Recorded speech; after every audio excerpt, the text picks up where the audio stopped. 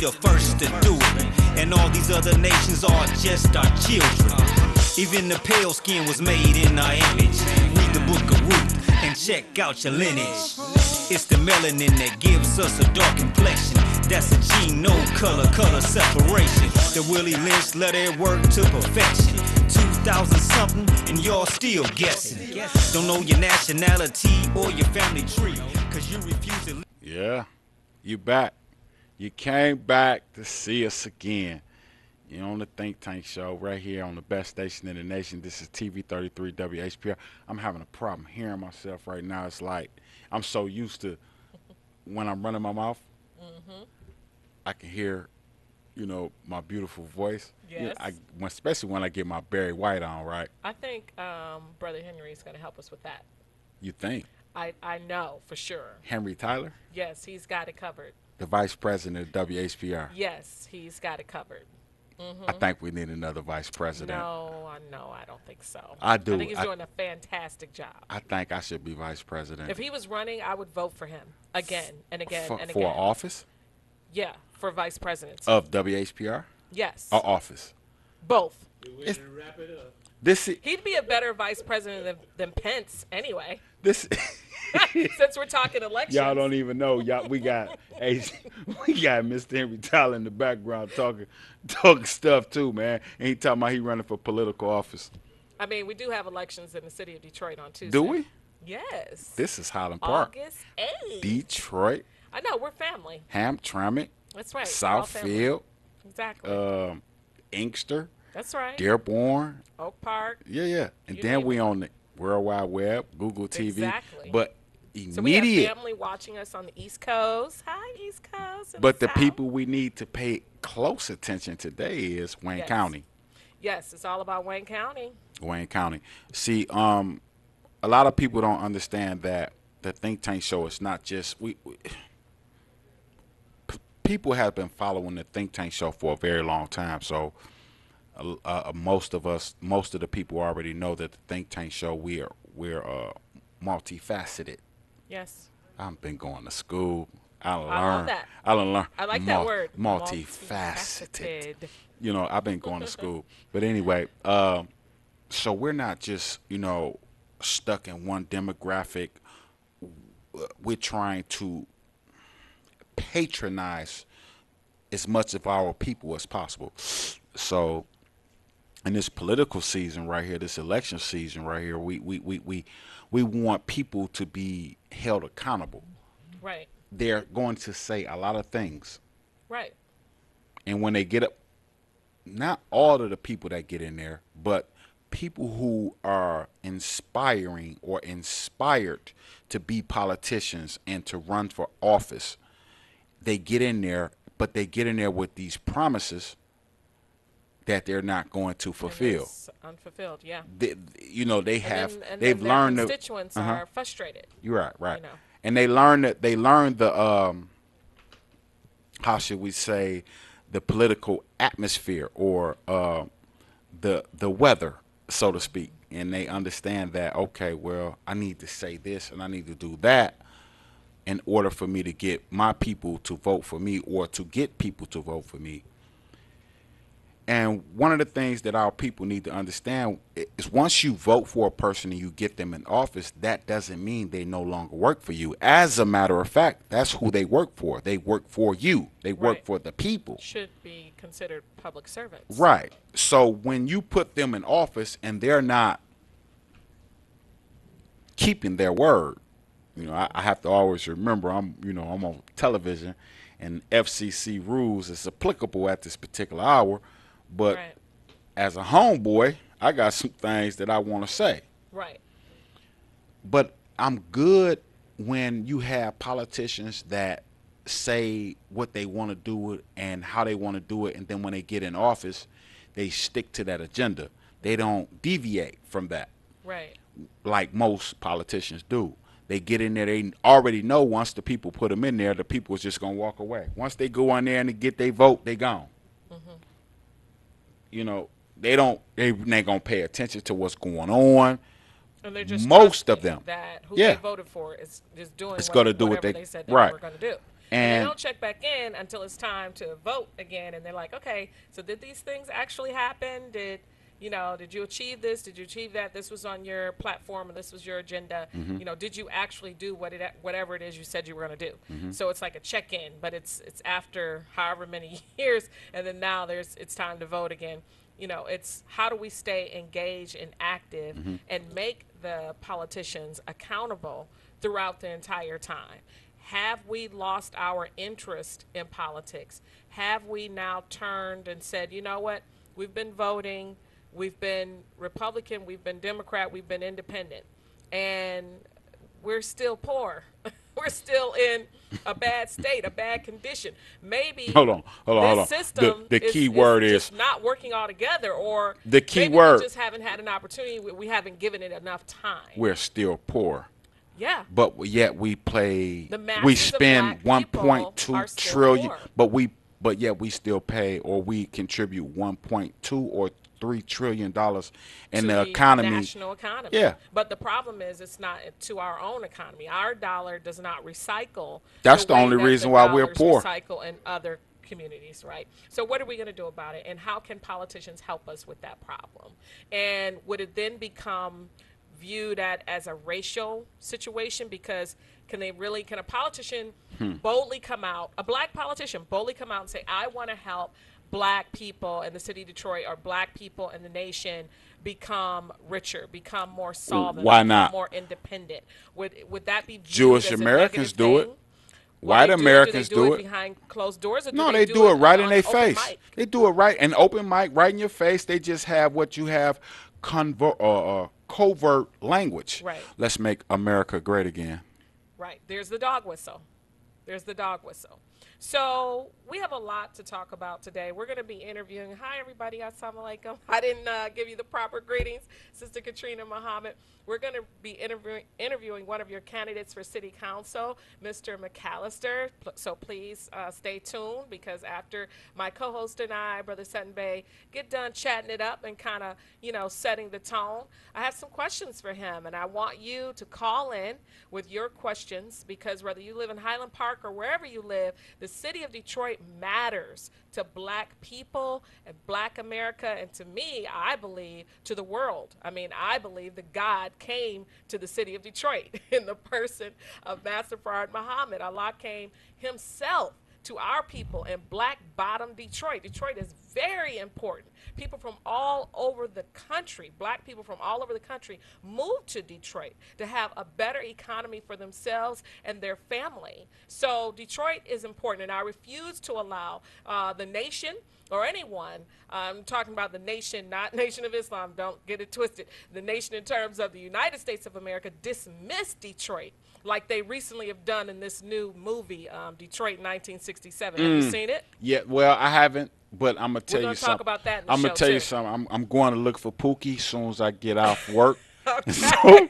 So he laughing at me. You and Pookie? I'd rather give the money to Pookie. I Yes. swear for God, I'd rather give the money to Pookie. Well, than I'm already but, hearing some things about this film in terms of the perspective that the film was shot in, what they decided to focus on, and also the very blatant, obvious lack of diversity of roles for women of color, for black women in the movie. Wow. But yet black women dominate in population in the city of Detroit. That's a fact. Black women dominate in terms of the largest ethnic group, the largest gender group in the city of Detroit is black women. So how are we left out of a film called Detroit 1967? Black women. Well, we're I not mean, like hey, we should listen. have been the star of that movie, and the- it should have been showing all these the hardworking beauty- black women that worked in the 60s and 70s.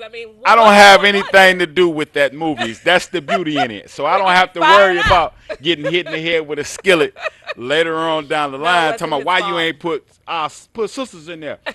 But you can't tell our story. I don't Right. care At the where end of it's the day, at without we have to putting make our own our films. with our sisters involved. Right. Because you have always been the backbone. You have endured so much pain. Come you on. have suffering, brother. you know, within this. You got Say that. sisters You hear that me has bearing witness over here? that. Yeah, I mean, by me knowing it's Muhammad at the Preach it. end, I almost thought we was in church. Look, I we was bear finna be witness like, wherever we listen, are. When and we hear the truth, it's I the was truth. I was getting my ha Oh, on. you were about to turn into a black preacher. Okay. Yeah, but sisters is like, that is the spinal cord Right. to the body of our people. Right. And without a spinal cord, you can't do nothing. Right. You're a paraplegic. Right. I mean, how do you You know. leave the black woman out? So I mean, How does that happen? I don't have any. And your film is about, black. Granted, it was a true story. It happened. It was black men in the hotel with white women, a hotel Algiers or whatever. That's the whole setting of the film. And they were documenting how the police came in there and killed these boys, basically massacred them. Right. And then, by the way, it was a very long, drawn-out trial, and the police were exonerated. So that's important to know. So, I mean, I think it's a story that needs to be told, but I have a problem with black women not being represented in a major national film called Detroit in 1967, and yet we dominate the numbers in this city. And by the way, in 7 other surrounding cities of Detroit, black women lead in the population numbers. How do we get left out? I have a problem with that. Somebody's in calling trouble. in. Calling you. Somebody's in trouble with Somebody's this film. in trouble. Hello? Yes, I sound that's like you. you, ma'am. Hi, how you doing? I'm well. How are you? I'm so glad that y'all are on there talking about the riot in 67. That wasn't a riot. That was a bunch of people just stealing. Yes, That was ma'am. an uprising. That's what that was. That was a They didn't rebellion. tell about the riot in 1943.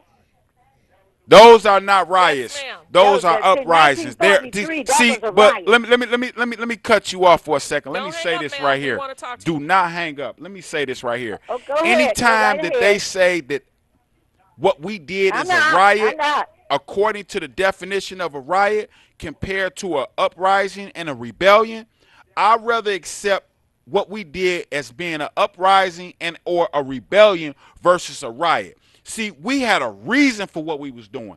Our people wasn't just showing their anger in the way that they showed their anger for nothing.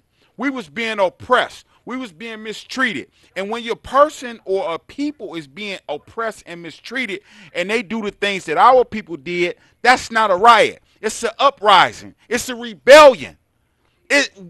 This right here is what we're talking about. We have to understand the language, the English language, and why they choose riot over rebellion and or uprising. And let's make a notation that those in the city of Detroit that were born in the 50s, born in the 60s, those were children of parents of black people who migrated from some of the most horrendous, terrorist, murderous towns and locations in this country where black people were being lynched and killed, shot, dead. I mean, so their parents were the ones who migrated to Detroit in the 20s, 30s, 40s, and then their children born in the 50s and 60s were the ones that said, you know what, we're not taking this. We're not going to be treated like this. No, we're going to rebel. We're not going to tolerate this. And so I understand that's a big part of Detroit, but I really think that as it pertains to the country, in terms of the United States, it's a big misunderstanding. It's not represented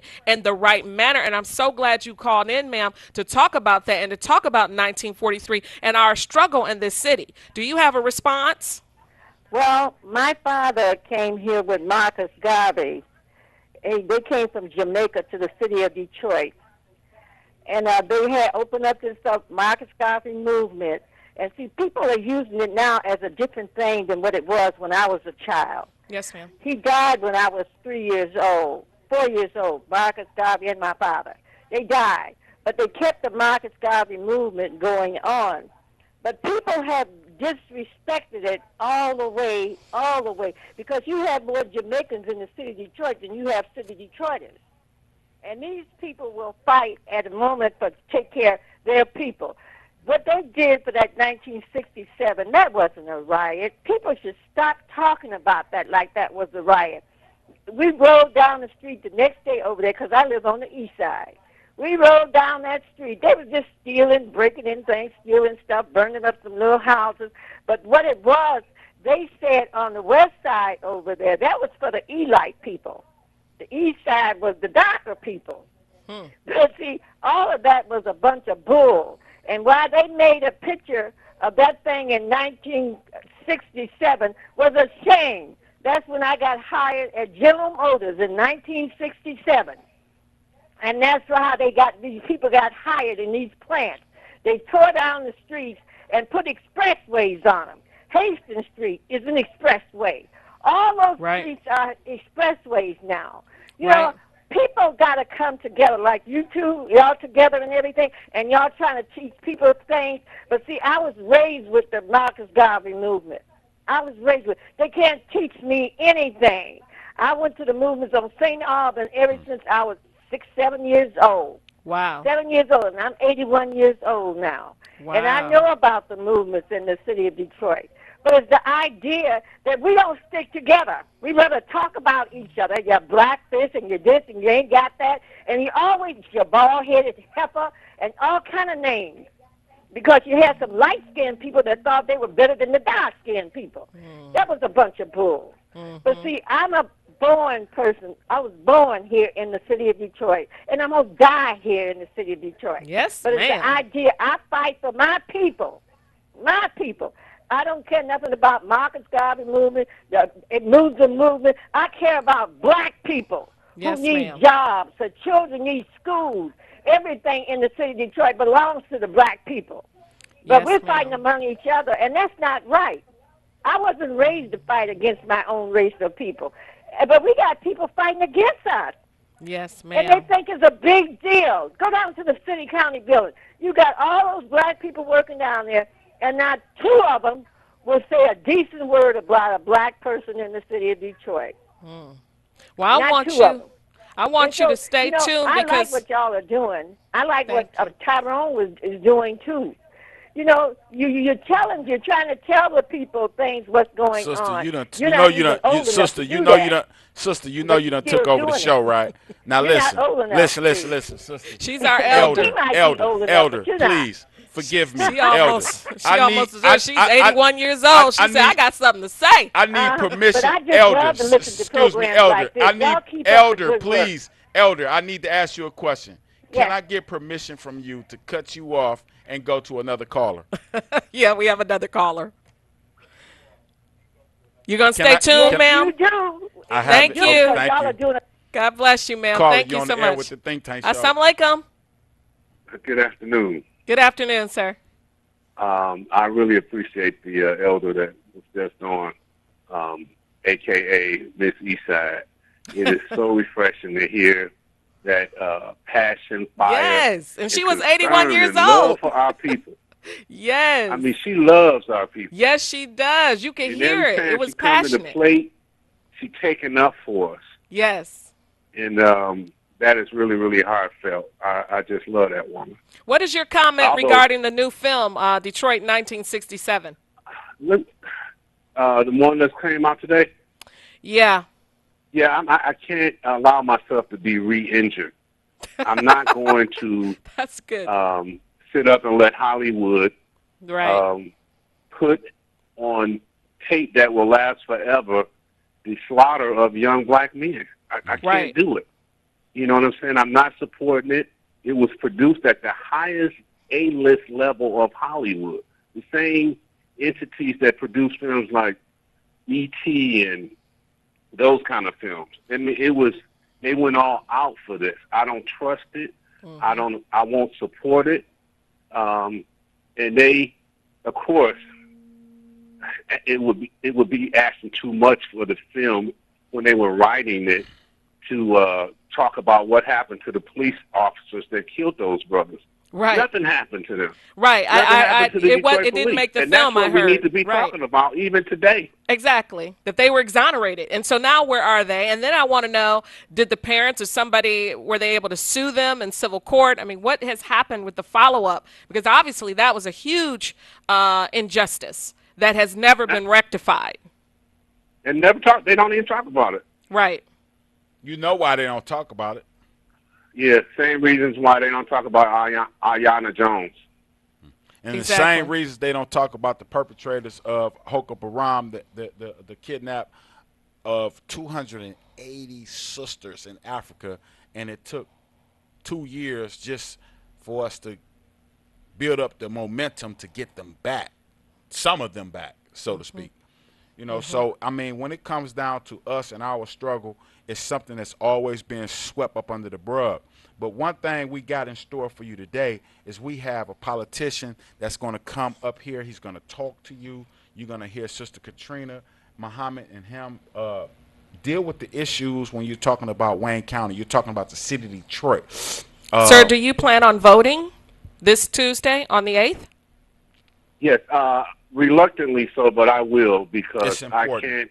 I still can't digest the mayoral election last year, how Mike Duggan became mayor. Yeah, well, we got Coleman Young running for office, and you know, I'm not here to sit up here and say that, you know, I'm endorsing Brother Coleman Young or anything like that. But what I'm saying is that Yeah, that's why I am. we gonna got a have to big vote, election yeah, jumping off. Mike Duggan and Coleman Young the second. I mean, come on, man, let's make Detroit great again. How about that one? Take their slogan. Bam. So you are going to vote, sir, Absolutely. on Tuesday? Oh yeah, I'm gonna vote. You know, Okay. I have my problems with the system like that, but you know, you might as well give it the benefit of the doubt and see if it'll work sometime. What's your number one concern with the city of Detroit right now? Your number one or your top issue? My number one concern in Detroit is the so-called, like Tyrone, one of our brothers who call in all the time, so-called Negro removal program or gentrification, where the resources available to our municipality aren't being used to redevelop communities for people who live there already.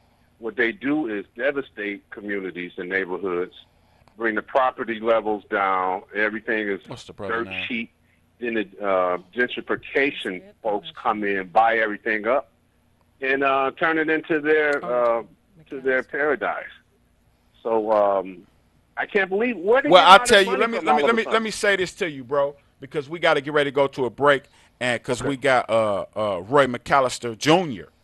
Who is that's also John running for Bolton. office. He's going to be on here, and it's going to be a nice, extensive interview. I hope I pronounced his name correctly. I'm a product of Detroit Public School, and sometimes I don't. Hey, I went to Detroit Public School, Stay out of my business. and it's still one of the best schools I ever went Stay to. out of my business. I went to Detroit Public School, and sometimes I can't pronounce some of the words correctly. That's because he was skipping school, but I'm not Whatever. going You ain't got to tell my business. I'm not gonna That's what I'm talk talking about man. him. Sisters always telling the brother business. just saying. But brother, this is what I'm gonna tell you. Don't lose your spot. Stay on the phone and or keep it locked right there on TV 33, whatever venue you watching us through. Keep it locked because we definitely have a politician or someone who is inspiring to run for, or who has inspired to run for office. Inspiration. Has inspiration. Inspiration. See, that's what I'm talking about. And it's since you beautiful just said you're to going to be vote up for here him, with he a may teacher. want to talk to you See, when we come back after the break. This is a teacher right here. She's Yes, a teacher. hi. See, I'm a learner, and has inspiration. He has inspired. He's inspired, apparently, this caller, because the caller said he's voting for him, He has inspired, and he has inspiration inspiration to change the city of to Detroit and get on the change city of council. Detroit. And we're gonna talk to him. So, so y'all keep it locked. Y'all, I know y'all sitting up there saying, "Man, Southern Bay and Sister Katrina, they just They know silly, we man." love them. Hey, Yes, sir. hey, brother and sister. Actually, you know, while I'm talking, I was eating my dinner, and I better get to it. Yes, sir. Just keep I'm us gonna leave tuned. your Roy, dinner. and What if, you eating? I'm gonna Don't- call back. All What of you, the hold man's on. Where you business. live at? What you eating? Don't Where you live share at that. and what you eating? He You got will some be on extras? your front door. Can I come get a plate? Brussels sprouts and homemade spaghetti. Oh. Brussels sprouts, man. I'm not coming nowhere near You know Brussels what? sprouts. I'm straight. I thought you. See, this is the problem. This is the that was a great example. I got issues. Black people eat Now, Brussels sprouts, brother. If he would have said fried Just so you chicken, know. mashed potatoes, See, good. that was Hey, so yo. stereotypical. Huh? I don't. It's stereotypical. What they're nothing. named That's after? what I want. Brussels, that racist. Well, you enjoy your Brussels sprouts and your spaghetti, and keep it locked right here and watch Think Tank. We'll be right back. Be right back. All bro. right, peace Keep and it love. locked, bro.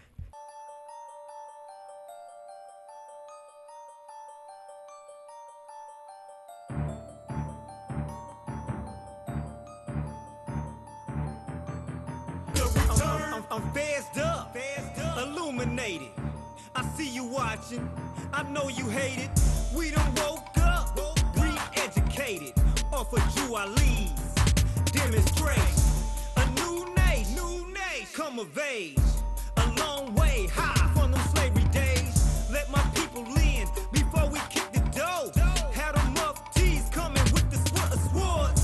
We born more, reduce the black, lace my boots up, cause I ain't having that. Call me a citizen, no, I'm a national. King Kendrick Seal, they calling me a radical. Cause I'm outside the box and I ain't looking in. I be my riff knocked out, gray shadowed in. Europeanized mindset hammered in. The great fall of the Moor man, I was on my square, on my five. Consciousness on overdrive, mind state on high. Praise Allah that I'm alive. Awake from the grave in the sea full of lies. I come to claim this mine, so step back. It's that time, it's the return of the Moors. Return of the Moors. Return of the Moors. It's the return of the Moors. Return of the Moors. Return of the Moors. I rise above. Welcome back to the Think Tank Show. I have a very special guest. My name is Sister Katrina Muhammad, and you just saw myself and my co-host, Brother Sutton Bay. We went on a short break, but now we're back, and I'm with my guest. How are you, sir, Mr. Roy McAllister? Sister Katrina, thank you so much for this opportunity to be on the Think Tank. I appreciate it. I'm doing well. Thank you for coming. Thank you, So ma'am. you're running for Detroit City Council. Yes, ma'am. And you're super busy. Everybody's pulling at you. They got questions. I mean, how do you feel right now? The election is Tuesday.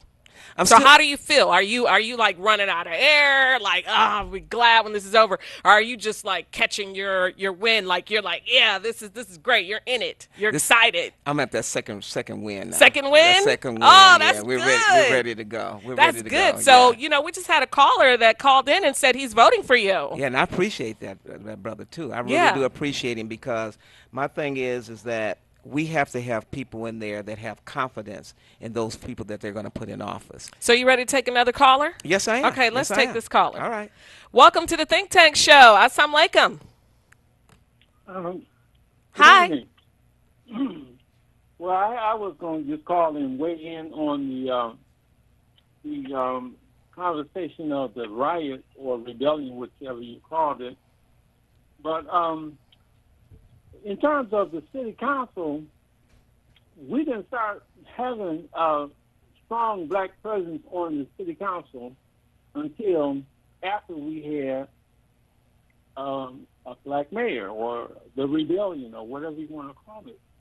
And, I remember my experience with the city council and getting Don Barton, the Barton contract. I mean, it was the black city council, the mayor, the black slate, and the shrine, and everybody. It seemed like everybody black, trying to get him that contract. And the sister was the city council president, Irma Henderson. Yeah, and she was a beautiful person. Very beautiful person. But we haven't had black people on the city council like that since. So what's your question for our candidate today? Just how do you feel about that? How would you rate yourself in terms of leadership like Irma Henderson and Coleman Young and those people? Okay. Well, thank you for that. Thank you, caller. Thank you for that question. In fact, in 1988, Sister Katrina, the Urban League had their convention here. And I was on the Detroit Police Department. In fact, I was a security for then President John E. Jacob.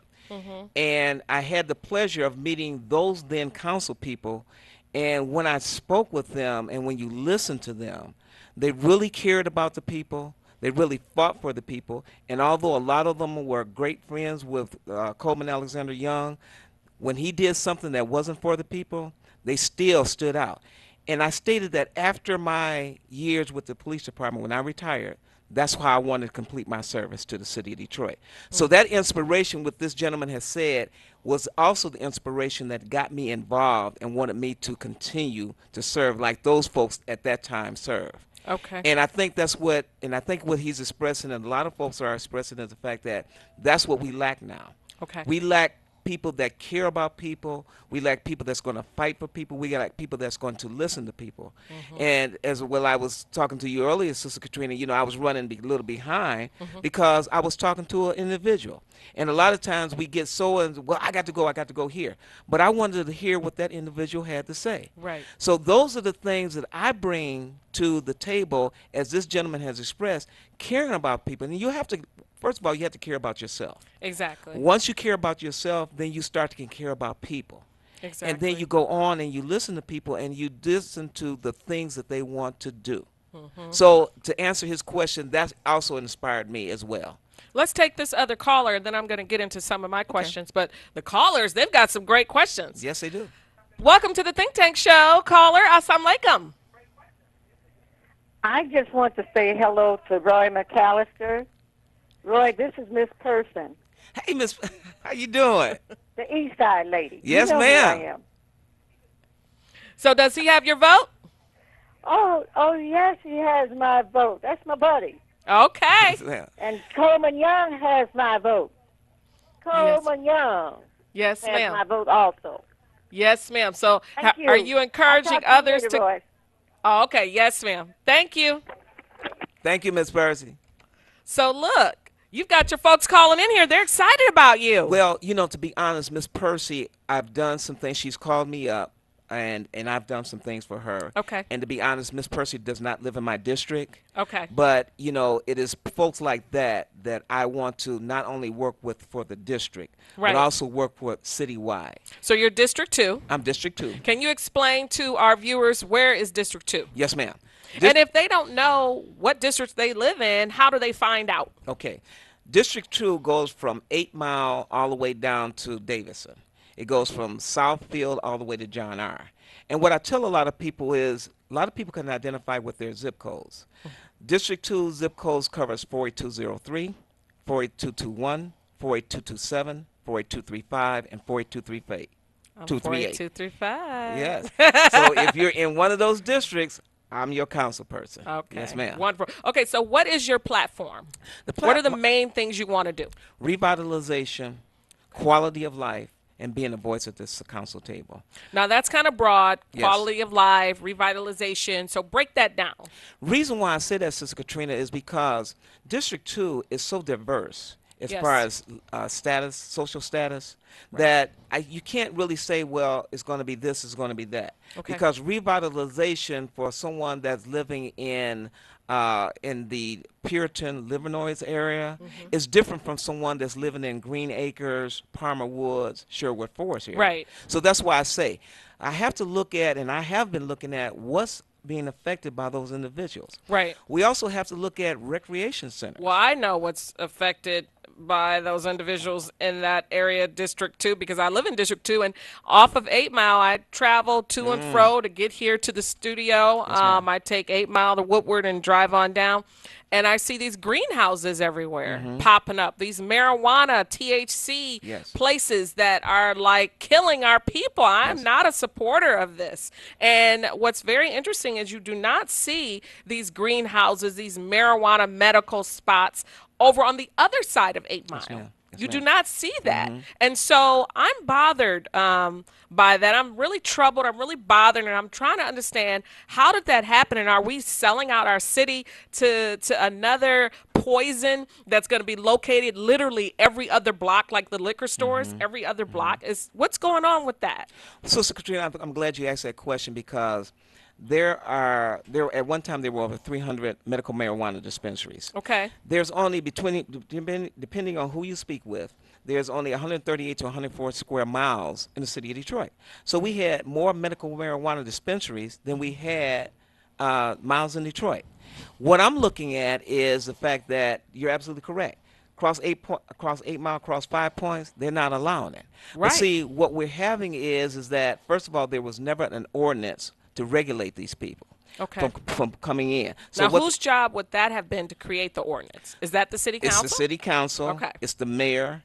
And it's your legislative body, which is the city council. Right. And so what they have to do is, again, it's about being proactive as opposed to reactive. There were 5 initially medical marijuana dispensaries, but what happened was, because everything was so quiet, they were able to continue and continue on with their business. Right. That's the other problem I have. Now, is it people, they didn't really get called out because of the taxes? No. So people just kind of turned a blind eye because they were like, well, they're paying some taxes in the city of Detroit, so we're not going to talk about these medical marijuana spots. I mean, is that what was going on? It was like they came in under the radar. Okay. Nobody really knew about them, and they were operating, but they were very hush-hush. Wow. And when you talk about taxes, none of these medical marijuana facilities are paying taxes. And that's the other problem I have. What? You have all these dollars that are coming in. And that's the problem I have with a lot of things that's happening in the city of Detroit. Everybody wants to come in and take away from Detroit, but they don't want to put in anything. So you're talking about the marijuana, the medical marijuana locations right now. Yes, ma'am. That are open up shop all across and down 8 Mile Road. None of them are paying city taxes. That's right. That's right. Because That the ordinance is outrageous, and we have a caller. Let's Okay. take this caller. Okay. Welcome, caller, to the Think Tank Show. Would you like to How you speak to doing? or have a I was question for Roy wondering, McAllister? Yes, How sir. you doing? I was wondering. You said 48223 was one of your someone is in your district. No, sir. It's 48203, 48221, 48227, 48235, and 48238.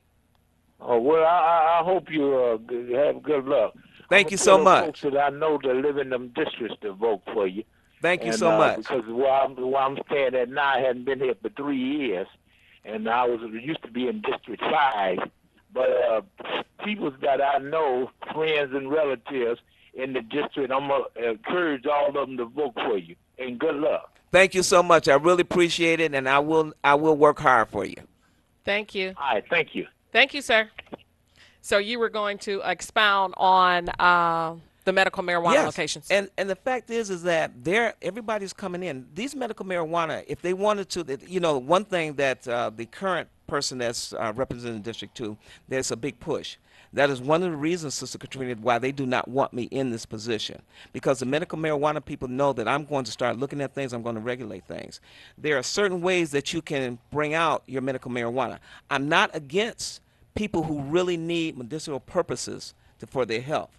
But the fact is that a lot of them, because of my job as a federal investigator with the Federal Defender's Office, I've been into a number of these facilities. Right. And I see it is more than medical marijuana that's being sold. So my thing is, one, we need to have more inspectors so when they bring it out, it's like you are purchasing a CCW. You can't just bring your medical marijuana out, go in your car, and then use it or go wherever. It has to be properly packed. It has to be in your trunk, and you go wherever. I want to make sure that those laws are enforced. Also, as I stated, medical marijuana is different from marijuana. So what I want to do, there's a lab up in Ann Arbor. What I like to do is just randomly go in, say, give me some of your samples. They will pay for it, send it up to the lab. If it's not medical marijuana, then we're going to close them down, and they're going to pay for it, and then we're going to start dissipating them in that nature. So on that note, I think I'm going to introduce my book of the week right now. Okay. And this is my copy, but I'm going to get you a copy because Okay. if you're going to be the next city council person, Detroit City Council person, You need to have this book. In fact, every single member of the council needs this book. It's called Understanding the Assault on the Black Man, Black Manhood, and Black Masculinity by Dr. Wesley Muhammad. And what he does in this entire book is break down how marijuana and THC is being used to feminize the men and masculinize the women. How there's compounds and products in this marijuana that is reducing testosterone in men. Yes, ma'am. In some cases, promoting estrogen, where they're getting male breasts. That's right. And all kinds of other things happening to their body to reduce their sperm count and create infertility. Also in women, masculinizing them in terms of more testosterone, where they're becoming, losing their feminine traits and characteristics. So this book is really, it's deep. He gave a wonderful lecture just this past weekend on Sunday at the mosque. And by the way, family, you can find this book on thefinalcall.com. It's called Understanding the Assault on the Black Man, Black Manhood, and Black Masculinity by Dr. Wesley Muhammad. And it is a fantastic read. I have not gotten into it, but I went to the lecture, and based on everything that he was sharing, I mean, it was profound how much data is in this book of science and information that I never knew. Yes, ma'am. I mean, I'm not a weed smoker. In the Nation of Islam, we don't believe in any of that. We think it's all bad for you, and it's not, you know, something that you need. If you're eating right and you're doing what you're supposed to be doing in terms of exercising and what have you, you can resolve a lot of the health issues and problems that you have. That the medicine cabinet for us is our kitchen. That's what we were taught by the Most Honorable Elijah Muhammad. So all this stuff that we're doing to ourselves, black people, at the end of the day, if we just start eating right, living right, putting certain things down that we know is poisoning the temple. I read your biography, and you're a deacon in your church. Yes, ma'am. So I know you know what I'm talking about. Exactly. I mean, in Leviticus, it talks about put that pork down. right. People That's think right. that's just a Muslim thing, but it's in the Holy Bible where it says eating of the pig's flesh is forbidden. That's right. And it's unholy, and it's a filthy animal. But yet, for some reason, you know, people think not eating pork is just, that's just for the Muslims, you know, that's just for them. It's a No, health- it's a health issue. right. Yes, ma'am. And I mean, you can get real scientific with it and start talking about the worms in pork and all of that. And somebody might have a pork chop right now, and you're about to heat it up or eat it. And you're like, why do you have to talk about this, Sister Katrina? All I'm saying is lamb chops are better. I'm just saying. But you know what? The other thing too, Sister Katrina, Yes. and you know, there's this big push now for recreational marijuana. And the problem that I have is there's this big push for recreational marijuana, but our schools are failing. Who's Right. pushing for that? The other thing is that even if it passes, it's a state law, but federally, it's still illegal. Right. That's the other issue that we have to understand, because if it comes down to a federal issue, I don't care what the state, federal trumps the state. And that's another thing that we have to understand about medical marijuana and recreational marijuana. So Detroit has been dubbed the comeback kid. Everybody is like, okay, Detroit is coming back. You've got the Ilitch family with their new stadium. And I don't know how you feel about that. You've got Dan Gilbert, whose personal wealth is $4.8 billion, but his company employs 16,000 people nationally, and 12,000 of those live in the city of Detroit, with a $532 million investment in holdings and what have you, and actually 64 million. I mean, it's a lot of money. I don't know. I lost track of how much money this company actually rakes in. But how do you feel about these billionaires coming into Detroit? They're buying up property. They're investing. I mean, he's employing 12,000 people in the city of Detroit. Ilitch, he's going to employ, I'm assuming, a lot of people with this new stadium. People are happy about the Pistons coming back in town. So, and that whole Foxtown area. And I drove through there recently, and it looked exciting. It looked like a lot was going on. But I guess the question is, are we benefiting from it in terms of black people that dominate the city? You heard the one caller talk about gentrification. Right. He's very concerned about that. I think a lot of Detroiters are. They see all of this stuff happening, popping up in Detroit, and it's like it's like a double-edged sword, right? They're happy, people are happy that you see some energy going on in the city because you're a Detroiter, you're from here, you want your city to succeed. But then they're concerned because they're seeing a lot of faces that don't look chocolate. Right. So what do you have to say about that? When do we become inclusive? Right. No, seriously. That is part of my platform. When do we become inclusive? Yes, he's employing a number of people, but how many people are from the city of Detroit and how many people are black people? When you look at, he also owns Cleveland and Cincinnati.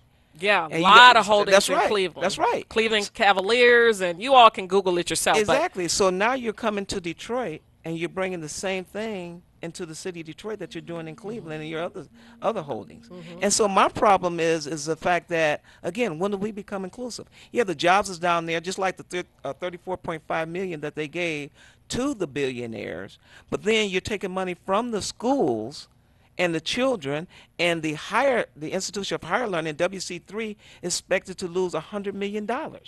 So Wow. a lot of that you're looking at Is that lost revenue due to the stadium being due to the built? stadium, just like the stadium, and as well as revenues that's taken away from the sponsors that they're putting in. Okay. So a lot of that is not just with the stadium itself, but how it affects the surrounding areas. How does it affect Detroit? Now, question, was that deal of the stadium worked out with this current mayor, or was it before him?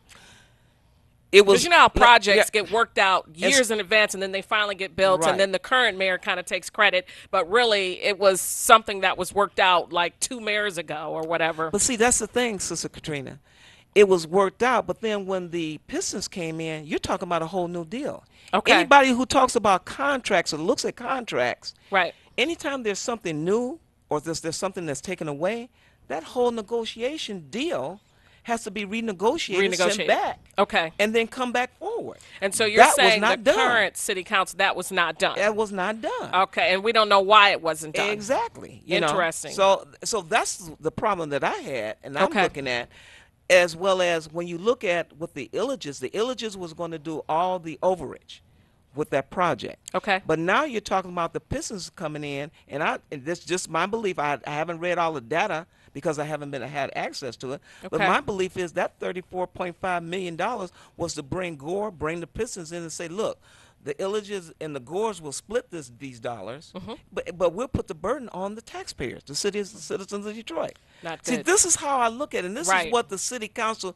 should have the vision Right. of looking at. How does this affect the people? How does this affect Detroit? Right. Who's benefited? They always say, follow the money. Right. There it is. So Detroit's the comeback kid, but yet 60% of children in Detroit live in poverty or That's right. below the poverty line. Exactly. Women are paid in the state of Michigan 74 cents for every dollar paid to men, and that gap is wider among black people. And 35% of 500,000 women-led households are in poverty. So we're not really seeing the comeback. Exactly, because when you're talking about Detroit is coming back and all these projects, all these developments, but we still have a high unemployment rate. Right. How's that coming back? I mean, I went to Detroit Public School, graduated Detroit McKenzie. 1 and 1 always equal 2. Right. That's not equaling up to me. Now, let me ask you this, because, you know, how I'm taught and where I come from, I believe in a program called Do for Self. So some people could be watching us right now and saying, all of this is our own fault. We have property that's dirt cheap right now, but yet you still have many black people who probably could afford to buy a home renting and not investing in that property or not pooling their resources to open up businesses. Do you think that's the issue? We have to take some responsibility for our city, for some of the things that we're seeing, because if you continue to work for other people, you're going to be poor. I mean, the number one way to wealth is entrepreneurship. So is this just a training issue that our people are not aware of that? They haven't been trained. They don't know how to start their own businesses, or when they do start them, they're not successful. We have to do a better job, or city council has to do a better job in creating more town halls, teaching people how to become entrepreneurs. How do we get out of this poverty? Because if we keep looking to the Illich or the Dan Gilberts to get us out of this, I don't think they're too much worried about what's going on with us. Sister Katrina, we should be trading seats because you just answered the question with everything you just said, so we should be trading seats. But let me give you a prime example. We have a recreation center called the Johnson Rec Center. Okay. Closed in 2006. There have been a number of community people. There have been a number of churches that wanted to buy that facility because it is a landmark within the Chippewa Cherry Lawn area. Okay. Those folks have not been able to purchase that for whatever Why? reason. For whatever reason. Wow. Now, So what you're saying is let me- there let have me- been some groups let- that let have me- tried. Let me finish. That's interesting. Now, in November, UD Jesuit Okay. came in and said, we want to buy that, The same property. the same property. Now they have, it's on, first it was supposed to be leased to them. And they said, well, we're going to lease this property and we're going to have it the majority of the time. So between 2:30 and 6:30 it's going to be ours. Well, we all know that's prime time for recreation. Right. So your example is correct. How is it that all these people have come and said, look, we have a business plan for this property. We have everything, but we can't buy it. I agree. Some of it is our responsibility, Right. but a lot of it is also We're the being fact shut that out. we're being shut out. And so And that's the best. who that's, controls that? Is the Detroit City Council again? It's the city of Detroit because Detroit it comes under government. Parks and Recs. Wow. So you worked also as a police officer, right? You're retired Detroit Police. I was a commanding officer of Detroit Homicide Section. Okay, so you know, black people and criminal justice reform. I mean, we're all looking at the news, and we saw what happened in Baltimore with these corrupt police officers planting drugs, and one of them just so happened to forgot to cut turn his mic off. his Yeah. body camera off, and then they end up getting caught. Right. So, do we have body cameras in the city of Detroit? I don't really think this is our issue, but at the same time, criminal justice system needs to be reformed across the board in this nation. There's a problem when you have black people, black men specifically, leading the incarceration percentages and numbers, but yet we are the smaller percent in terms of population numbers in the nation overall. So something is wrong here. Yes. What would you say about criminal justice reform in the city of Detroit? Because some of my data says as of 2009, only 18% of the people that live in the city were pleased with the city of Detroit Police Department. Okay. So what is your suggestion, your platform in terms of improving the overall image of the city of Detroit Police Department and maybe implementing things like these body cameras or what have you to bring us into, you know, the 2018 modern era? What is your comment on that? Well, I wasn't always the commanding officer homicide section. I also was an internal affairs investigator. Okay. So I investigated Corruption. okay, in the city of Detroit. Now, one of the things they say is, and it goes back to what you just said, you know, we have to put down the weed.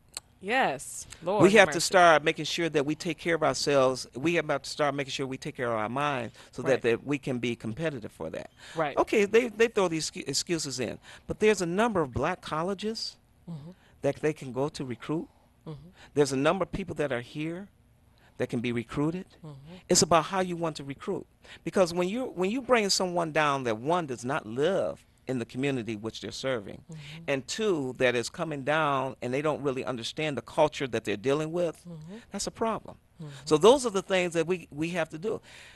I mean, when I was on the police department, we didn't have body cams because we treated. The other thing is, and that's an issue that has to be fought at the state legislative body, Okay. but we need to have more people that live, if you're going to serve here, live here. Right. Because when I was on the police department and when I was coming up, if I knew that officers Smith, Jones, and Brown lived down the street, I was less likely to do something. That's true. Because I knew that, okay, I got... Yeah, they Smith, have a presence. Exactly. So, but if you're... In a relationship with their neighbors. Exactly, exactly. So, and you looked up to them because they was that figure. Right. And they were there. So that's the other issue, too. We got to get more folks to live in the city where they serve. Well, I would be remiss if I did not ask you about Mrs. McAllister, who is a doctor, Dr. Polly A. McAllister, with your two sons, your two granddaughters, Victoria and Sarah. I would like to know how she has helped you in the short amount of time we have remaining in the show, how she has helped you get to where you are and help you run this race. Because, you know, my training again says a nation can rise no higher than its woman, and that the heaven for the black man is at the foot of the black woman, that she's his help meet his goals, help him achieve his mission. So tell us how your beautiful queen has helped you. Sister Katrina, that is my rock. And 24 years it says you've been married. Yes, that is my rock. That's not a lightweight thing, people. Yes, 2 and the 4, 24. Yes, yes. She has been my rock. She guides me. She tells me about certain things.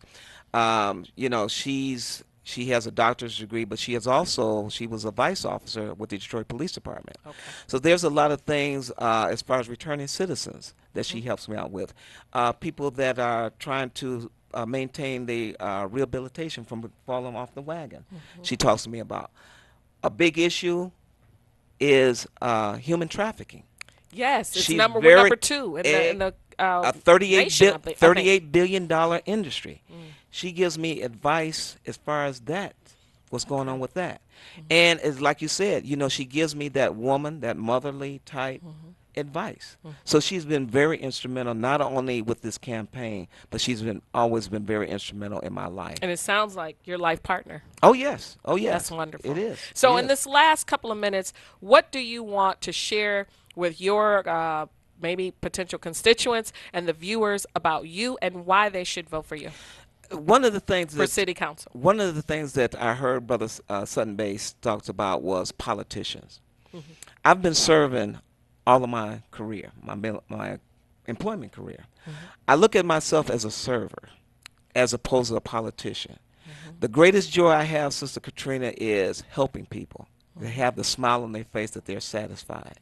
And that's something that I did as a regional commander of the 5 northern provinces of Iraq when I was on the Detroit Police Department, not only as a homicide investigator, but just helping people and listening to what they're doing and going out my way, doing everything that I can to make sure that people are helped and people are heard. So you view yourself as a servant? As a servant, not as a politician. That's wonderful. Yes, ma'am. Well, you heard it here on the Think Tank. I thank you so much for joining us. Thank you. I really appreciate that. I wish you all the most success. I'm not going to tell you who I'm voting for because we don't endorse people here. That's right. And of course, you need to know that this interview is separate from the station. The station does not endorse any candidates. We just want to give candidates an opportunity to be heard and you an opportunity to speak to them. So again, thank you so much. Thank your wife and your family. Thank you for staying tuned. And please don't forget to get your book, Understanding the Assault on the Black Man, the Black Manhood, and Black Masculinity, as our book of the week.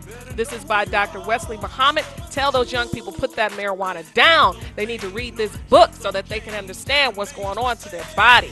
Thank you so much. May Allah bless you. Assalamu alaikum. Talk about being black and Indian. I'm half this, half that. You must be kidding. Original, we the first to do it. And all these other nations are just our children. Even the pale skin was made in our image. Read the book of Ruth and check out your lineage.